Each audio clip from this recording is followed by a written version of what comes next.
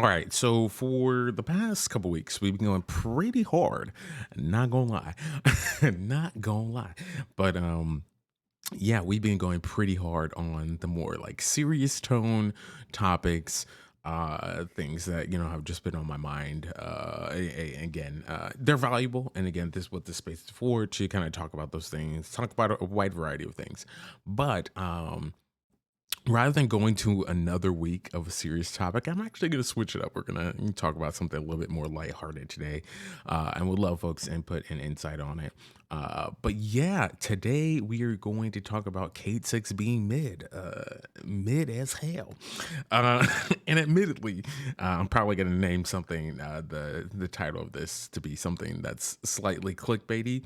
And as much as I hate clickbait, titles, I do think it's an interesting topic to talk about, and again, being on more on the lighthearted side, just about like the characters Bungie has given us over the years, specifically today talking about Cayde-6. Maybe we'll follow this up and talk about other characters, but yeah, just thinking through the not just the Vanguard characters. I think there's actually been a really strong, or there could be, is that what I want to say? Yeah, yeah. I want to. Yeah, there can be a really strong argument for the supporting cast in Destiny in terms of the storylines. Now, I'm not talking about seasonal storylines because that's a different conversation about like this was a good season, this wasn't. People hate season of the Chosen, but arguably, what was his name, brother? The devout disciple of Osiris. What was his name? I can't even remember, but whatever his brother Saul. So I don't know. No, maybe it's because I just recently watched Better Call Saul. But no, that storyline where you had to get the Osiris weapons. I know they're not called Osiris weapons, but again, there's been so much in Destiny, and so much has been vaulted in the content, so you can't go back and immediately look it up. But yeah, and those were good weapons too. But like as much as people hated, not Season of the Chosen, the Osiris season. See, I'm mixing everything up, but y'all know what I'm saying. As much as people hated Osiris's season, and again, just as an example, I feel like, or it just didn't get really high reviews. I feel like there's so many, like when we just write off full seasons, I think we do ourselves a disjustice because, arguably, season over season, there's always at least one to two good storylines, even if it's not the main storyline.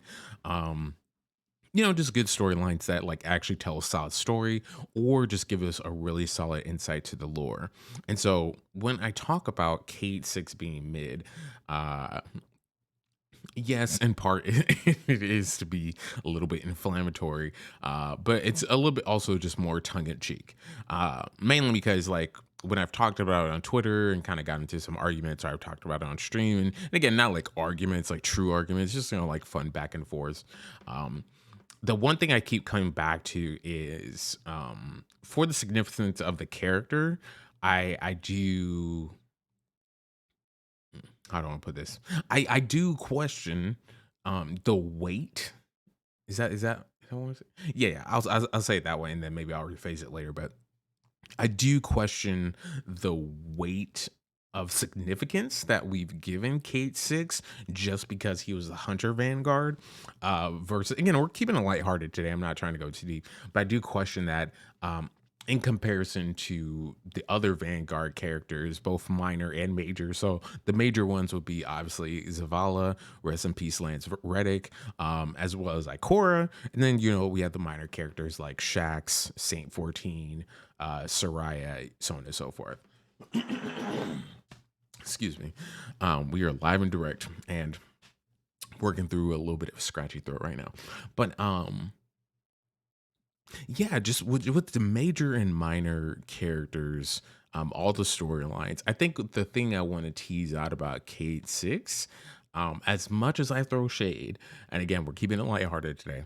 Um, I do. His role. Okay, I had a thought and I said the thought in my head, but I didn't say it. I do believe he had a significant value to uh, the scripting that we had season over season, but also to Excuse me, I'm sorry. But also to, yeah, just the overall work of like what the Vanguard was supposed to represent. We had Zavala at this, like, I was about to say hardened criminal, not hardened criminal, but as this hardened veteran soldier, um, battle scarred, just like really impacted by life. And again, I'm just talking about the major Vanguard members, right? So the top three being Zavala, again, Cayde-6, who's no longer alive. He's been dead for a while, y'all, so not a spoiler. And then Ikora.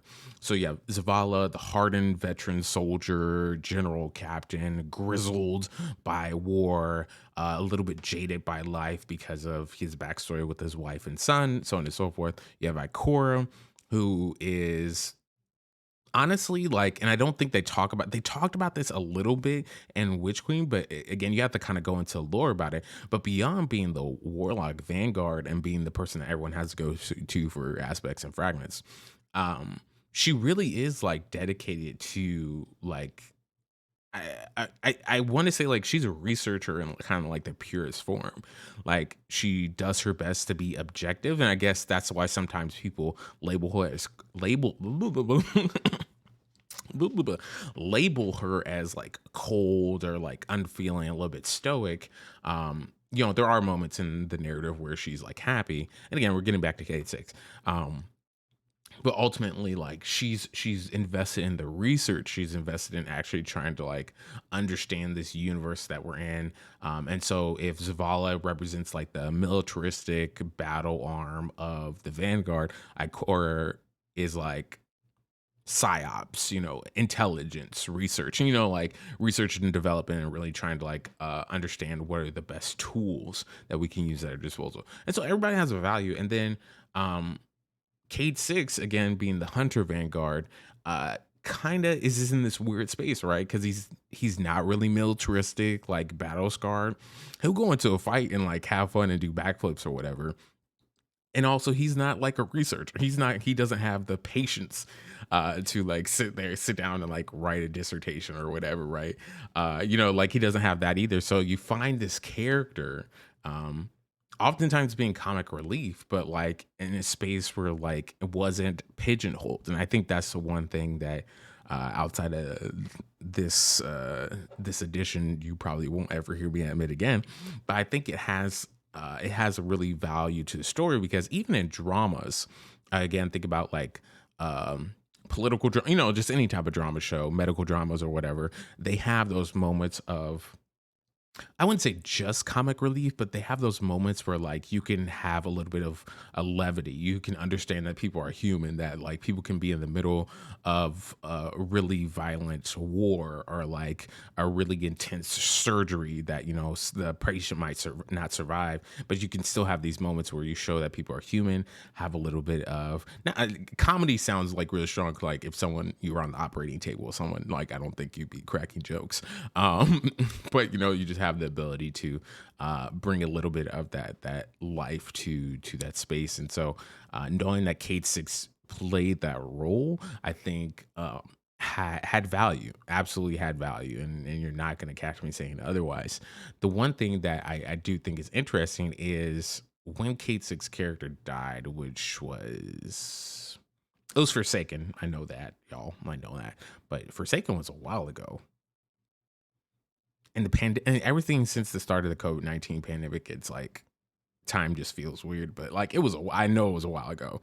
And so Forsaken happened, he getting killed by Aldrin, which also again talking about storylines, Aldrin killing um Cayde-6, and then his redemption arc, I think has been a really great redemption arc, which honestly could be its own episode of its own. But like just really the value that Cayde-6 held within the Vanguard, I think is ultimately what I question versus like his role in like the storylines and the different narratives season over season.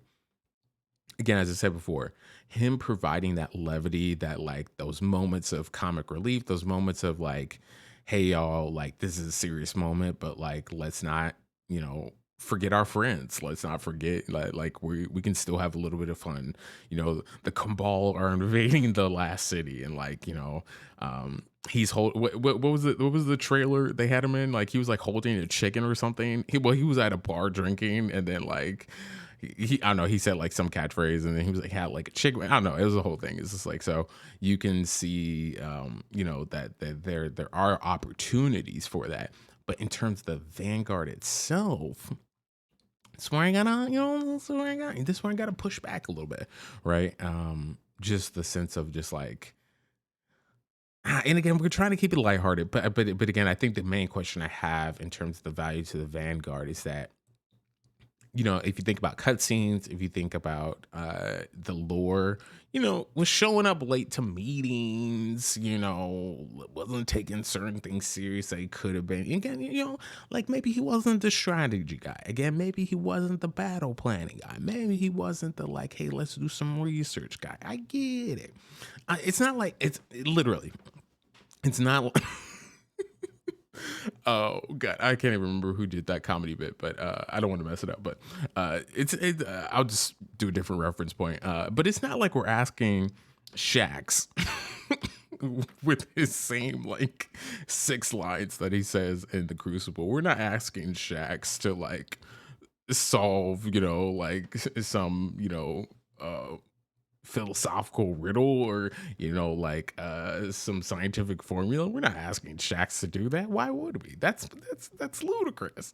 So the same way, like, let's not ask Cayde-6 and when he was obviously around. I don't think people have rumored that he's gonna come back in which we'll call it final shape. I don't believe that.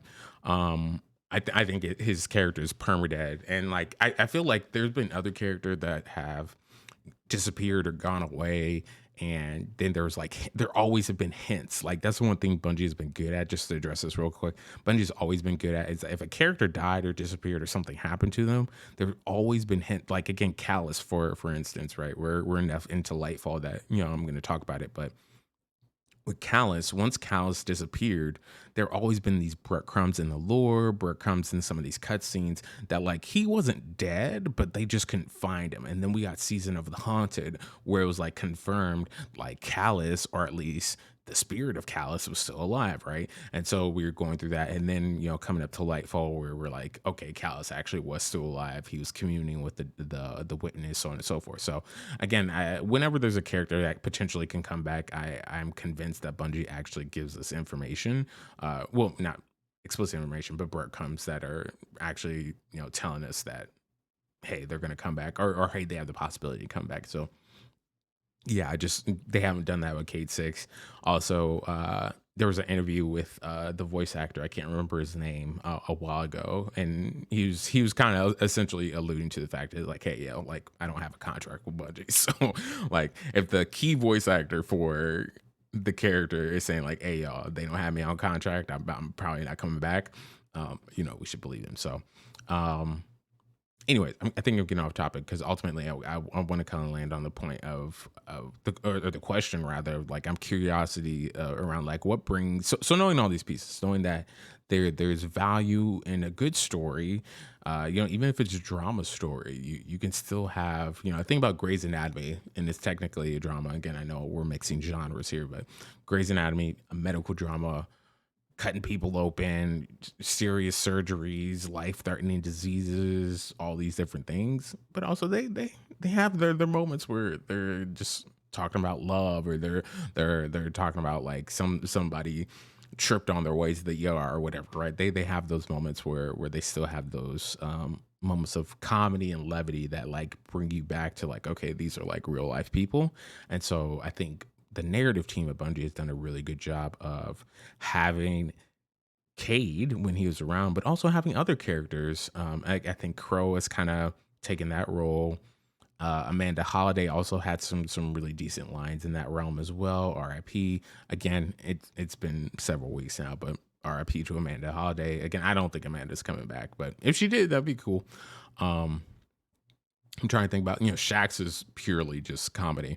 Um, I'm trying to think, but I think everyone can name a couple characters. So I think as much as I just rag on on Cayde-6 and say that he's mid, which I still kind of think he is, right? Because ultimately, like, there wasn't a clear thing he brought to the table. Bringing comedy to the table is cool, but like the narrative team could have just like had Zavala or Ikora like crack some jokes, right? Um, Again, yes, did he do some secret missions? Again, when we dive into the lore, do we learn about some of the secret missions? Ooh, also, admittedly, when you do the Ace of Spades quest, when you do the Ace of Spades quest, that's also like another space where you like, obviously it's the Ace of Spades quest is more like his last will and testament kind of vibe, but also like you learn more about like some of the secret missions he wanted. So like he wasn't useless. uh if I thought it was useless, I'd be like, Cayde-6 is trash. Like I don't think I've said that, or at least I haven't said it in years. Like, 'cause, like, even if I did say, I was probably joking. I just say he's mid because I think we just need to be a little bit honest, y'all, about like the role he played in it. Because even now, in Lightfall, years and years and years later, after his character has been killed, now we have this like memorial in the tower. I don't know. It's also interesting in just like the mythology that we put behind some of these characters is a curiosity to me, and that's honestly the core question that I have for today is um I'm still gonna live my life and think Cayde-6 is bad because again, my ultimate argument is that, maybe not my ultimate argument, but part of the argument is that like, what was the clear thing that he brought? Nothing you had to dive in deep into the lore books about, but like go back through those cutscenes because you can see most if not all of those cutscenes on YouTube nowadays. Go back through the cutscenes, go back through like the narrative season over season. I'm talking about the top level narrative, not like stuff you have to search the lore books for. Um, what was the specific skill or specific value add he had to the other than comedy? Other than comedy, I'm not saying it's not comedy isn't value. I'm just saying that you know, you know, I'm just, anyways. Um, but all jokes aside, yeah, I do think we don't give enough credit to characters who bring comedic levity. I don't think we give enough credit to characters who only have like one cutscene and then we never hear from them again, but like they provide us a key bit of information. Even in, I can't think of the name, but Ikora's little spy crew from Witch Queen. When we were doing the evidence board quest, obviously for the exotic glaives, there was still like a lot of value to what they were offering. Again, maybe a lot of folks just didn't read or like listen to those dialogues, but again, there's just a lot there. So I think that like ultimately, as much as people complain, and I think unrightfully so, I think people do not give enough credit to Bungie's narrative team, even if like, again, we're not going to talk about Nimbus because again, Nimbus could be its own thing. But like when we're talking about these characters, um, one part of what I'm trying to bring today is like I think we want to give space to like hold all sides of what a character can bring. Um, but also like give value to like the other things that like like the big and small. Like sure, Zavala was the grizzled veteran and who always has like the or is always looked to have the strategic military battle plan or whatever. That's cool or whatever, but also like he was a pretty soft he was a softy in a good way. Softy isn't a bad thing, but he was a soft-hearted man. He loved his wife, he loved his kid, right. So like you get all sides of that, and so um I think ultimately we do disservice to the work that the narrative team does, as well as just generally the storyline when we kind of skip over all those moments and don't appreciate what all of a character can bring. So again, me appreciating all the character can bring, I'm still landing on Cayde-6 was mad. Sorry, not sorry. Um, but I'd love to know in the comments if you are horrendously offended, if you think Cayde-6 was great, or what are some of your favorite moments that Cayde-6 brought? Because honestly, I know my perspective is just my perspective, and I do value what other folks kind of bring to the conversation. Not kind of bring, but I do appreciate what other folks bring to the conversation, and it's just a curiosity point for me of when we have characters like this, I think ultimately, whether you like them or hate them, just like give them the space to like breathe and like really actually before you just write a character off. Which again, for the record, I've not wrote Cayde-6 off. But if you are feeling strong emotions about a character, I think that's a good thing. I think that's a sign that the narrative team, the folks who are putting out the storytelling, have hit a nerve with you that's gotten you engaged. Whether you are engaged and you're like, I hate this character, or if you're engaged in a way it's like, oh my god, I love this character. I think there's something valuable to that, and so yeah, I'd be curious on what folks think. One, just like at a base, like, what's your favorite Cayde-6 moment, or if you had a favorite cutscene from Cayde-6. But also, I'd love to know what are some of your other characters that don't get mentioned as much, right? So we don't really talk about Soraya as much. Again, Soraya is very much it's the person we get raid banners from, right? But again, a lot of her stuff is in lore. Also, if folks don't remember, I think it was during the Red War when we actually first brought her on. She had some really good dialogue and some cutscenes.